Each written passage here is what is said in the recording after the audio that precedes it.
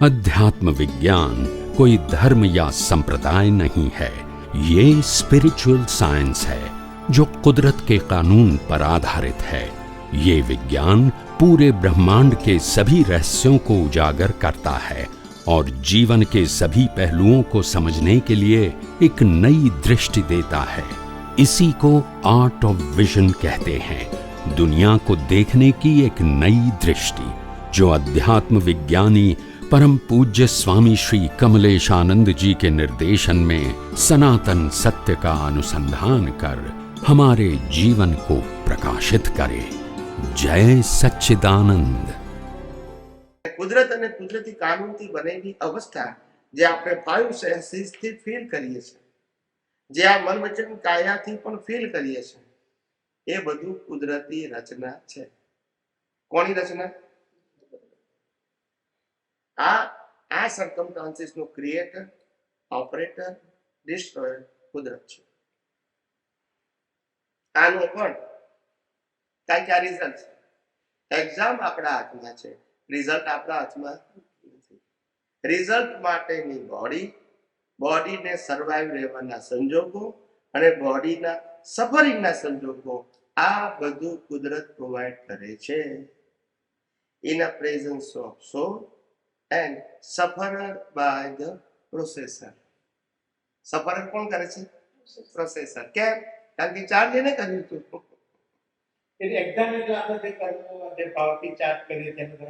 Exam આ ભોગવીએ છીએ એને રિઝલ્ટ કહેવાય. આપણા વાળા એટલા બધા બુદ્ધિશાળી હોય છે કે એક છોકરાને એક્ઝામ આપીને ઘેર આવ્યો ત્યારે એના પપ્પાએ પૂછ્યું તને કેટલા માર્ક આવશે? તો કે 50% આવશે. તો પપ્પા કે 50% આવે તો આપણું નાક કપાઈ જાય. ત્યારે તો આગળ ડોક્ટર થવાનું છે, 75% તો જોઈએ જ મિનિમમ. પણ હવે થાય શું? એક્ઝામ તો આપી દીધી. પછી એની મમ્મી હોશિયાર હતી, બુદ્ધિશાળી હતી. એની મમ્મી કે કશો વાંધો નહીં, તારું આન્સર પેપર ક્યાં છે? તો કે મમ્મી આ છે. એક કામ કર, પેલા ભગવાન છે ને એ ફોટા નીચે મૂકી દે, રોજ અગરબત્તી દીવો કરજે, એક માર્ક વધશે. બોલતા વધે ને? આવી રીતે દુનિયા ચાલે છે. એક્ઝામ રિઝલ્ટ આવે પણ હવે દુનિયાથી એમ જ ચાલે. શ્રદ્ધા, દુનિયા સિદ્ધાંતથી ચાલે છે પણ લોકોની લાઈફ શ્રદ્ધાથી ચાલે છે. શ્રદ્ધાની અંદર કોઈ લોજિક ના હોય. તમારે માનો તો છે, ના માનો તો કઈ નહીં. સમજાય? શ્રદ્ધામાં લોજિક ના હોય, તમારા ઉપર ડિપેન્ડ છે. કોઈ કે હું રામને માનું છું, કૃષ્ણને ના માનું. કોઈ કે હું કૃષ્ણને માનું છું, મહાવીરને ના માનું. કોઈ કે મહાવીરને માનું છું, શિવને ના માનું. શિવ વાળું કે સ્વામિનારાયણ ના માનું. જેને માનવું એને માને. યસ કે તો એમાં કોઈ principle is a viewpoint. વ્યૂ પોઈન્ટમાં જેને જે માનવું છે. સમજાય? ને આપણા માટે હું આત્મા છું તે આ બધા વ્યૂ પોઈન્ટ છે. વ્યૂ પોઈન્ટ આપણો વિષય નથી, ઇટ્સ રિલેટિવ. એ પ્રકૃતિનો સબ્જેક્ટ છે. તો ભગવાન આપણે એક્ઝામ આપી રહ્યા, પરિણામ આપવા બધું ભોગવવાનું છે, એમાં ભગવાન આપણને કઈ મદદ કરી શકે ખરા? ભગવાનની હાજરી વગર એક્ઝામની રિઝલ્ટ હોય જ નહીં. ભગવાન એટલે શુદ્ધ આત્મા. ક્યારે ગયું? આ બોડીમાંથી એ નીકળી ગયો પછી 100 કિલો હણું આપો તો કામનો હોતા નથી. બોડી તો છે પણ નીકળી કોણ ગયું? એટલે બહારના કોઈ ભગવાન તમને મદદ ના કરશે. બહારના ભગવાન બચારા બધા માનેલા છે, એ ભગવાન થોડી છે. એની અંદર ભગવાન છે, એ થોડા ભગવાન છે. બધાને તો બાળી નાખે. કેમ આમ કરો? રામકૃષ્ણ બાળીને બાળી નાખે નહીં? એની અંદર ભગવાન હતા, આપણી અંદર ભગવાન છે. એમની અંદર પણ કયા સ્વરૂપે છે? શુદ્ધ આત્મા સ્વરૂપે. आत्मा ही परमात्मा है. अनुभूति होने के बाद अनुभूति नहीं है वहां तक आत्मा है, और अनुभूति हो गई तो वही परमात्मा है. परमात्मा और आत्मा अलग नहीं है. आत्मा प्रगट થાય આપણને શબ્દથી ખબર છે આપણે આત્મા છે, પછી આત્મા જ્યારે પ્રગટ થાય પછી એ અનુભૂતિમાં જાય. એ પ્રગટ થઈ એ જ અનુભૂતિ. પ્રગટ આત્મા એ જ અનુભૂતિ. એ જ પ્રગટ એટલે શું? રિયલાઇઝ. અનુભૂતિની પછી લેવલ કોઈ સાયન્ટિફિક આત્માની અનુભૂતિનું લેવલ ના હોય, પણ આત્માની અનુભૂતિ કરવાની પ્રોસેસનું લેવલ હોય. આત્માની અનુભૂતિ 100% થાય, 99% નહીં. પણ આત્મા તરફનું જે ડિસ્ટન્ટ છે અજ્ઞાનનું, એ ગ્રેજ્યુઅલી કપાય, તમે એનાથી થઈ જાઓ છો નજીક રહો છો. પણ તેથી એ આત્માની અનુભૂતિ નથી, પણ you are going near and near to the experience of solo. જેમ અમદાવાદથી મુંબઈનું અંતર માનો કે 500 કિલોમીટર છે, બરાબર છે. હવે 500 માંથી આપણે 50 કિલોમીટર ચાલ્યા એટલે આપણને લાગે હવે એટલો તો આપણે મુંબઈ અનુભવ થવો જોઈએ ને, થાય. પછી કે 100 કિલોમીટર ચાલ્યા તો થાય. We are going near and near but not experience. Even તો 499 કિલોમીટર જાઓ તોય મુંબઈનો અનુભવ ના થાય, યુ આર વેરી નિયર. પણ જ્યારે 500 કિલોમીટર ચાલો ત્યારે તમને મુંબઈ દેખાય, પછી તમારે દેખવાનું નથી. That is the realisation. એટલે તમે પ્રોસેસના સ્ટેપ હોય, એક્સપિરિયન્સનું સ્ટેપ નથી. એક્સપિરિયન્સ થઈ ગયો એટલે પતી ગયું. પણ એક્સપિરિયન્સ સુધી પહોંચવા માટેના સ્ટેપ આવે ને એમાં પછી એક્ઝિટ આવે. આત્માના અનુભવના માર્ગે આગળ વધો, એક્ઝિટ આવે એટલે 5-10 ઉતર ચાલો જાય, પાછો મેઇન લાઈનમાં પાછો આગળ જાય, પાછો એક્ઝિટ લઈ લે, પાછો બીજા 5 પછી અવતાર લઈ લે. એક્ઝામ્પલ છે સેમ એઝ કે કૃષ્ણનો ચંદ્રમા થયો, પછી ત્રીજનો ચંદ્રમા, એમ. તો સેમ થિંગ ઇઝ પણ ચંદ્રમા શબ્દમાં જે છે ને એ સ્થૂળ દાખલો, એવું અહીંયા અનુભવ થતો નથી. મૂળ સ્ત્રોત છે સન એન્ડ મૂન. સન સૂર્ય છે, એના આધારે ચંદ્ર છે, સમજાય છે. એટલે કે ફેસિસ છે, સૂર્યના ફેસિસ ના, ચંદ્રના. એ તમારો પ્રોગ્રેસ છે, એકમથી પૂનમ સુધીનો પ્રોગ્રેસ છે. સૂર્યને પૂનમ અમાસ ના હોય, લાઈટ સોલ ઇઝ આ સન, સૂર્ય છે. અને તમારી પ્રોગ્રેસના સ્ટેપ એ ચંદ્રની કળાઓ કહેવાય. એ સ્ટેપ અજ્ઞાન. અહીંયા આગળ ચંદ્ર એટલે શીતળતા, અહીંયા આગળ અજ્ઞાન નાશ થવો એટલે સમાધાન, શાંતિ. જેમ જેમ આગળ તમે વધો એમ સમાધાન, શાંતિ, સ્થિરતા, સમાધાન, શાંતિ, સ્થિરતા, એ બધા ફેસીસ શું થાય તમારા ચંદ્રના વધતા જાય. અને ફૂલ મૂન થઈ જાય તો પછી સૂર્ય. Simple question. You just explain about ગતિ અને યોની. તો ગતિ અને યોનીમાં ફેર શું? તમે કીધું 4 ગતિ હોય છે, 2 યોની હોય છે, એવું કીધું. એટલે સ્ત્રી અને પુરુષ 2 પ્રકારની છે. 2 પ્રકાર યોની કહેવાય. સ્ત્રી અને પુરુષ 2 પ્રકાર કહેવાય. પણ યોની તો આખા વર્ણની અંદર 84 લાખ યોની છે. કેટલી? 7 લાખ પૃથ્વી કાય, 7 લાખ અવકાય, 7 લાખ દેવકાય, 7 લાખ વનસ્પતિ કાય, 7 લાખ અગ્નિ કાય, સાધારણ વનસ્પતિ કાય, 2 લાખ 2 ઇન્દ્રિય, 13 14, એમ કરીને 84 લાખ યોની છે. યોની એટલે જ્યાં ડિફરન્ટ કાઇન્ડ ઓફ યોની, જ્યાં જીવ જન્મ લઈ શકે ને યોની કહેવાય. દેવલોકમાં એટલી છે. કુલ 84 લાખ છે. મનુષ્ય ભાવની અંદર 14 લાખ છે. કહેવાય મનુષ્ય પણ તો એટલે આ તો બધું બહુ ઊંડા નહીં ઉતરવાનું, સામાન્ય બાબત. આપણું તો બેઝિક સાયન્સ આવે તો પેલું બધું ખુલ્લું થશે. આપણે ઊંડા નહીં ઉતરવાનું, જાણી લેવાનું સામાન્ય બાબત. પછી જેમ જેમ જ્ઞાન ખુલ્લું થશે ને એમાં બધું ખુલ્લું થશે. ઇટ્સ નોટ મેમરી, પણ આ બધી ઇન્ફોર્મેશન છે. જ્ઞાન તો એ છે કે હું ચેતન, અવિનાશી, અનંત શક્તિ વાળો છું, બાકી બધું કુદરતી રચના. એ દર્શન. અને હું શુદ્ધાત્મા છું, એ જ્ઞાન. બીજા કશામાં ઊંડા ઉતરવું નહીં. બાકી બધું છે. હંમેશા એટલું ધ્યાન રાખજો, experience is never achieve, it is open. પાપ અને પુણ્ય મેળવવું પડે, પાપ અને પુણ્ય ભોગવવું પડે. અનુભવ ભોગવવાનું ના હોય. અનુભવ એટલે ઓપન થવું. સમજાય છે? It's open. કેવળ દર્શન ઓપન, કેવળ જ્ઞાન ઓપન. કે છે એનો અનુભવ થાય છે. એ ક્રિએશન નથી. કર્ટેન હતા એ અનકવર થઈ ગયું. શું થઈ ગયું? એને પ્રાપ્તિ ના કહેવાય. આનંદ સ્વરૂપ થઈ ગયું. હા, એટલે ખુલ્લું થયું કહેવાય. જે કવર હતું એ શું થઈ ગયું? અન. શું ખુલ્લું થયું? આનું ખુલ્લું થયું?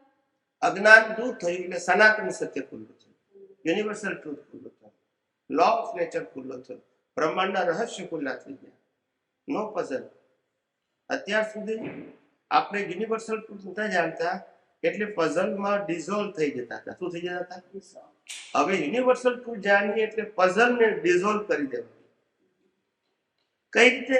કુદરતી ડિઝોલ્વ થઈ ગયા. મારા છે, મને થયું, મેં કર્યું, મેં ભોગવ્યું, તો તમે પઝલમાં ડિઝોલ્વ થઈ જશે. કુદરતી રચના કરો તો પઝલ જ ડિઝોલ્વ થઈ જશે. મન વચન કાયની અવસ્થા માત્ર કુદરતી રચના છો, પઝલ જ ડિઝોલ્વ થઈ જશે.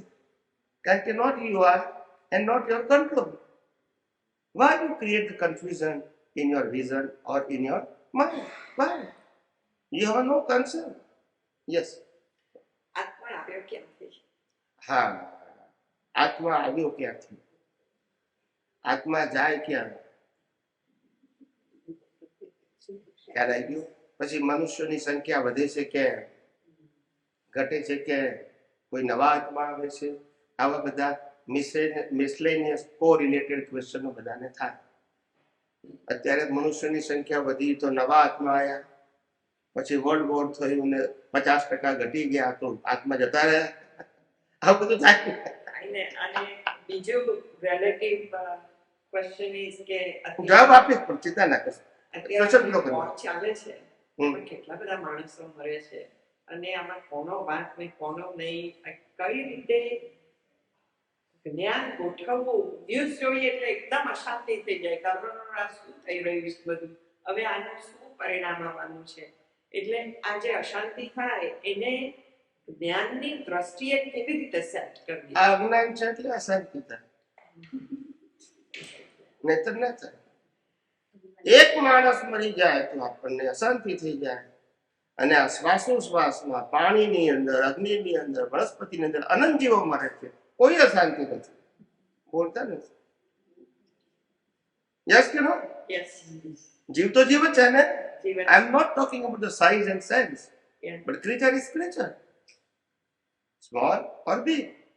આ દ્રષ્ટિ ઉપર આધાર છે. આમાં બધું રિલેટિવ જ્ઞાનમાં આવું બધું થાય. મુક્ત પુરુષોને કશું ના થાય, રાગ પણ ના થાય, દિવસ પણ ના થાય, આર્થ ધ્યાન ના હોય, રૌદ્ર ધ્યાન પણ ના થાય, ધર્મ ધ્યાન પણ ના થાય, શુક્લ ધ્યાન નિરંતર આત્મામાં રહેતા હોય. બાકી બધું કુદરતી છે. જન્મે, જીવે, મરે, આય તો સેમ પ્રિન્સિપલ. પેલું તમને સમજાવ. આત્મા આ વર્લ્ડ છે ને એ 3 ફેસીસમાં છે. કેટલા? 3 પીસીસમાં છે. એમાં મિડલ પાર્ટ છે એને લોક કે છે. લોક એ લોકના હિન્દુ શાસ્ત્ર પ્રમાણે 3 ભાગ છે: મધ્યલોક, ઉધ્વલોક અને અધોલોક. અને જૈન ધર્મ પ્રમાણે 14 ભાગ છે: 6 દેવલોક, 7 નર્કલોક અને 1 મધ્યલોક, એમ 14. પણ બંનેના મિનિંગ એક જ છે. સમજી ગયા? એટલે આ વેદાંતમાં બધે 3 લોક લખ્યું છે, જૈનોમાં 14 લખ્યું છે. બધા મિનિંગ ઇઝ ધ સેમ. અને આ 14 રાજલોકને લોક કહેવાય, જ્યાં જીવો જન્મે અને મરે, જન્મ મરણના ચક્કરમાં 4 ગતિઓમાં ફર્યા કરે. એમાંથી જે જીવ અજ્ઞાન નાશ કરી અને પોતાના આત્મ સ્વરૂપમાં અનુભવ, જેને કેવળ જ્ઞાન કહેવાય છે, તો પછી મોક્ષે જાય. પણ આ પેલા લોકની વાત કરું છું. લોકની અંદર જીવોની સંખ્યા, ક્રીચર્સ, ટોટલ ક્રીચર, એની સંખ્યા વધ ઘટ થતી નથી. ક્યારે વધતી નથી અને ઘટતી. સમજાવું છું આપું સાહેબ, ધીમે ધીમે સમજાશે. આ લોકની વાત કરું, 14 રાજ્ય. લોકની બહાર અલોક છે. અલોક જ્યાં રો ફોર્મમાં સોલ છે. જેવી રીતે સોનાની ખાણમાં સોનું કેવું હોય, એને આપણે કાપીને કોઈને વેચાય? રો સોનું તો છે પણ બીજું બધું મિક્સ છે, રો ફોર્મ છે. એવું નિગોદની અંદર આત્માનું રો ફોર્મ છે. ને આ લોકની અંદર પ્રોસેસ થાય છે. શું થાય છે? મેચ્યોરિટી. ખ્યાલ આવી ગયો? એ મેચ્યોરિટીમાં ફૂલ મેચ્યોર થઈ ગયું તો આ લોકમાંથી બહાર જાય, એનું નામ સિદ્ધ ક્ષેત્ર. જ્યાંથી પછી જન્મ મરણ હોય નહીં અને બોડી પણ ના હોય, ઓનલી પ્યોર સોલ. નામ અન્ડરસ્ટેન્ડ? આ 3 વસ્તુ ખબર પડી ગઈ? લોક, અલોક અને લોકાલોકથી પર સિદ્ધ ક્ષેત્ર. જે ચંદ્ર બતાવે છે ને એ સિદ્ધ ક્ષેત્ર. જૈનોમાં ચંદ્ર હોય ને આપણા શિવજીના માથા ઉપર પણ ચંદ્ર હોય. એ લોક કહેવાય, લોકની સાયન્સ ટોપ. હવે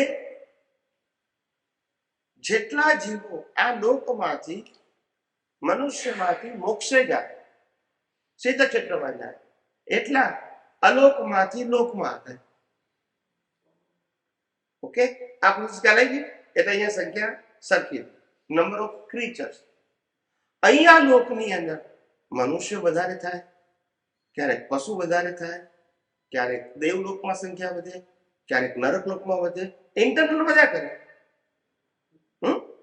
એટલે કે આજથી 1000 વર્ષ પહેલા લોકોના ઘેર હાથી, ઘોડા, બળદ, ખ્યાલ આવે? આની સંખ્યા હતી ગાય, એને ધન કહેવાતું. ગોધન, ગજધન, બાજીધન, એ ધન કહેવાતું. અને હજારોની સંખ્યામાં એક એક વ્યક્તિઓના ઘેર, કારણ કે એ જ અસર થતી હોય ભગવાનના જમાનામાં ગાયો. એટલે એ વખતે એનિમલ વધારે હતા ને હ્યુમન કેટલા હતા? અત્યારે હ્યુમન વધી ગયા ને એનિમલ. Internal changes. ખ્યાલ આવી? પણ number of creatures in a whole લોક, 14 રાજલોકમાં ક્યારેય વધઘટ થતી નથી. Why? Because of the regulatory of the work, they can manage and control of the creatures. સમજાય છે? જેને આપણે કુદરતનું કાનૂન કહીએ છીએ. એ અલોકમાં લાગુ પડતું નથી અને સિદ્ધ ક્ષેત્રમાં લાગુ પડતું નથી. ક્યાં લાગુ પડે છે? ખાલી લોકોમાં. જ્યાં પ્રોસેસ છે ત્યાં જ લાગુ પડે છે. સમજાય? બહાર નીકળી ગયો પછી એના કુદરતનું કાનૂન લાગુ ના પડે અને નિકોજમાં લાગુ ના પડે, કારણ કે ત્યાં પ્રોસેસ નથી. અહીંયા આવે એટલે પ્રોસેસ થાય એકેન્દ્રિય. પહેલા એકેન્દ્રિય આવે, પછી 2, 3, 4 અને 5, પછી મનુષ્ય આવે. મનુષ્યમાં આપણે 4 ગતિમાં પાછું ફરી શકીએ. ખ્યાલ? એટલે એક ઇન્દ્રિય છે 1 સેન્સ કહેવાય, આને 1 સેન્સ કહેવાય. પહેલી ચામડી હોય, 2 સેન્સ એટલે પછી મોઢું આવે, 3 સેન્સ એટલે નાક આવે, 4 સેન્સ એટલે આંખો આવે, 5 સેન્સ એટલે કાન. કાન હોય બધાને 5 ઇન્દ્રિય હોય. આ પ્રોસેસ ખ્યાલ આવી ગઈ? આ નેચરલ પ્રોસેસ છે. એ 5 ઇન્દ્રિય વાળા એનિમલ, એને ટોપ મોસ્ટ એનિમલ કહેવાય, મેક્સિમમ એને સેન્સીસ છે. એમાંથી ફર્સ્ટ ટાઈમ હ્યુમન લાઈફમાં આવે ત્યારે બર્થ નેચર આવે. અહીંયા એ બર્થ નેચર છે, એકેન્દ્રિય કે પંચેન્દ્રિય. ને ફર્સ્ટ ટાઈમ મનુષ્યમાં આવે એ પણ બર્થ નેચર છે. પણ મનુષ્યમાં આવ્યા પછી 5 ઇન્દ્રિય વત્તા બુદ્ધિ મળે. ખ્યાલ આવે? બુદ્ધિ યુઝ જ્ઞાન. પેલા બુદ્ધિ નથી. મનુષ્ય સિવાયના જીવોમાં સંજ્ઞા છે. આહાર, ભય, મૈથુન, નિંદ્રા, આ 4 સંજ્ઞાથી જીવે છે. મનુષ્ય પાસે સંજ્ઞા પ્લસ બુદ્ધિ છે. ખ્યાલ આવે? એટલે બુદ્ધિ એમાં કોઈ લિમિટ હોય નહીં. સમજાય છે?